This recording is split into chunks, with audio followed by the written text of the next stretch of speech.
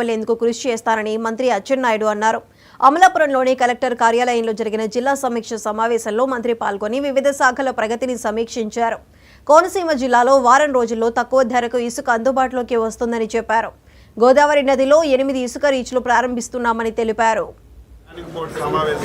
గత నెలలో ఈ జిల్లాకు వచ్చినప్పటికీ కూడా ఎన్నికల కోడ్ ఉండటం వల్ల జిల్లా ప్రణాళిక బోర్డు సమావేశాన్ని జరపలేకపోయాం.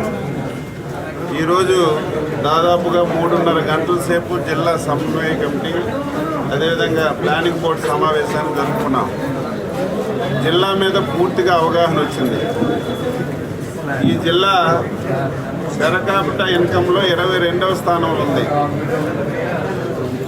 కోనసీమ జిల్లా అంటే అందాల జిల్లా, వ్యవసాయ ఆధారిత జిల్లా,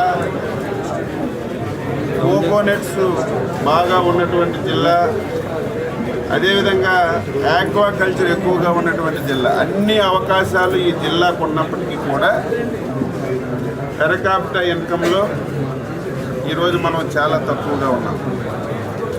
ఈరోజు ప్రధానంగా 3-4 అంశాల మీద డిస్కస్ చేశాం. మొదటిది వ్యవసాయ అనుబంధ రంగాలు. 3.5 లక్షల ఎకరాల్లో వరి పండిస్తున్నారు.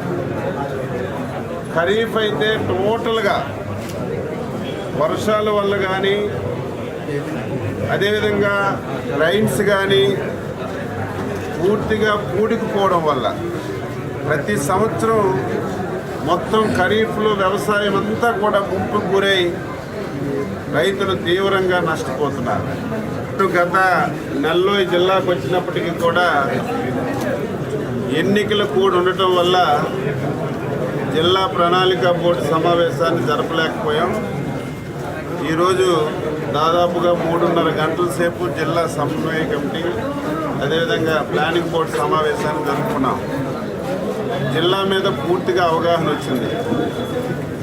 ఈ జిల్లా పెర్ క్యాపిటా ఇన్కంలో 22వ స్థానంలో ఉంది. కోనసీమ జిల్లా అంటే అందాల జిల్లా, వ్యవసాయ ఆధారిత జిల్లా, కోకోనట్స్ బాగా ఉన్నటువంటి జిల్లా, అదేవిధంగా ఆక్వాకల్చర్ ఎక్కువగా ఉన్నటువంటి జిల్లా. అన్ని అవకాశాలు ఈ జిల్లాకు ఉన్నప్పటికీ కూడా పెర్ క్యాపిటా ఇన్కంలో